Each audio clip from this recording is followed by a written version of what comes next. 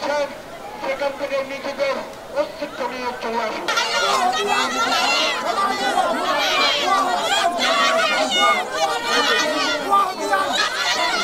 আমরা যুগ যুগে বসবাস করতেছি নুরিয়াচাটা পুরো পুরো বুয়া খালি জায়গা করে তো কি করছে ওদের জায়গা হলো খালি জায়গা। এখানে আমাদের নুরিয়াচাটা ওখানে খালি জায়গা আছে, এখানে ওদের কিসের জায়গা?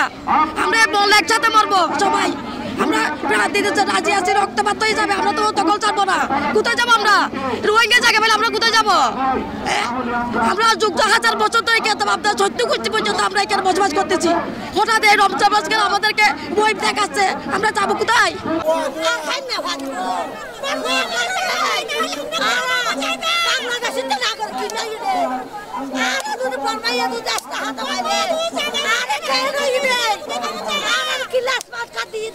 আমার একটাই কারণ হচ্ছে কোস্টগার্ডরা আমাদেরকে উচ্ছেদ করার চেষ্টা করতেছে।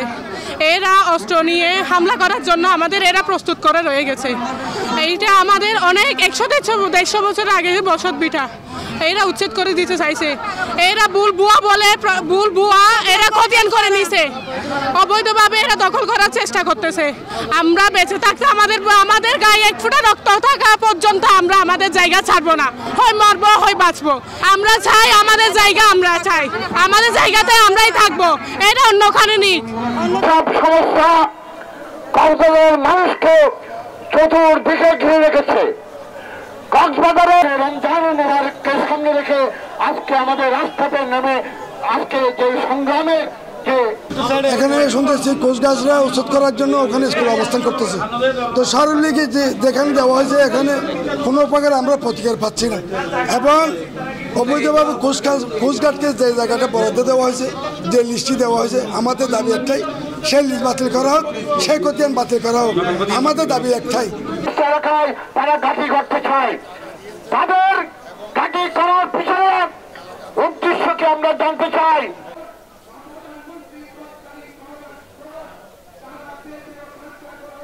ঐতিহ্যবাহী গ্রাম, এখানে আমাদেরকে ষড়যন্ত্র করা হচ্ছে। এখানে কোস্টগার্ডকে অবৈধ খতিয়ান দিয়ে জায়গা দিয়ে আমাদের পরিবারের সদস্যদেরকে উৎখাত করার ষড়যন্ত্র করতেছে।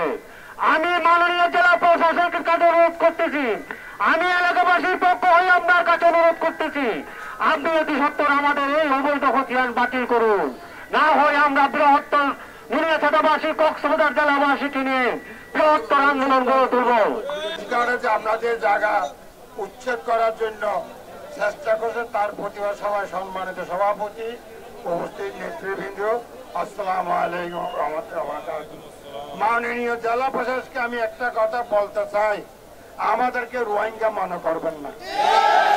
আমরা রোহিঙ্গা না, আমরা 100 বছর ধরে এখানে জন্মগ্রহণ করি। আমরা পারতো না, আমরা বাইরের থেকে আসিনি।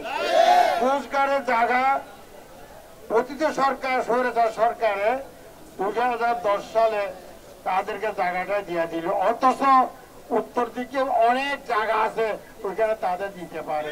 আমাদের এখানে বড় মিল আছে, ফাঁকা দালাল আছে, ব্যবসায়ী আছে, কেন ওগুলো উচ্ছেদ করতে চেষ্টা করতেছে?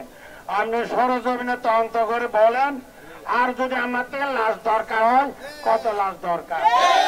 আর যদি শান্তিপূর্ণ চান, আমি আজকে না পারলে কালকের মধ্যে যান, আমাদেরকে সাথে নিয়ে যান, একটা সমাধান করেন শান্তিপূর্ণ ভাবে, অশান্তি করিয়েন না।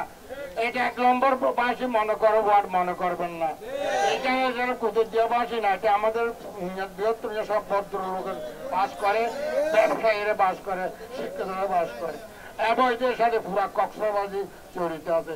আপনি যদি অশান্তি চান, আমরা রাজি আছি, আর শান্তি চান শান্তি, লাশ চান লাশ দেবো, রক্ত চান রক্ত। অনেক কথা হয়েছে, আলাপ আলোচনা হয়েছে। আমাদের ডিসি মহোদয় আমাদেরকে সম্মানজনকভাবে কথা বলছেন। উনি কালকে আমাদেরকে 12টার সময় টাইম দিয়েছেন।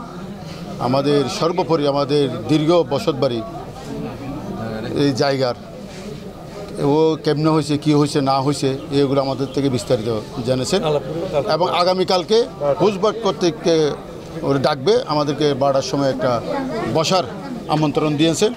আশা করি ডিসি মহোদয়ের কাছ থেকে আমরা মানবিক কারণে, মানবিক দৃষ্টিতে আমাদের ঐতিহ্যবাহী বৃহত্তর নতুন নুরিয়াছড়ার বসবাসকারীদেরকে আমরা আশা করি হ্যাস্তান পাবো এবং আমরা বসবাস করতে পারবো, এই আশা আমরা আশাকাঙ্ক্ষা করতেছি। আমরা আমাদের সাথে জেলা প্রশাসনের সাথে অত্যন্ত সুন্দর এবং আন্তরিকভাবে কথা হয়েছে যে উত্তর নড়িয়াছড়া যে ঘরগুলো শত বছর ধরে বসবাস করছে এদেরকে রাখার বিষয়ে আমরা কথা বলেছি।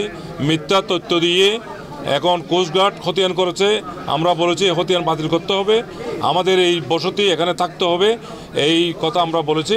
উনি এটা সমাধানের জন্য আগামীকালকে 12টার সময় একটা উভয় পক্ষকে নিয়ে ত্রিপক্ষীয় একটা মিটিং করবে, ওখানেই চূড়ান্ত সিদ্ধান্ত হবে।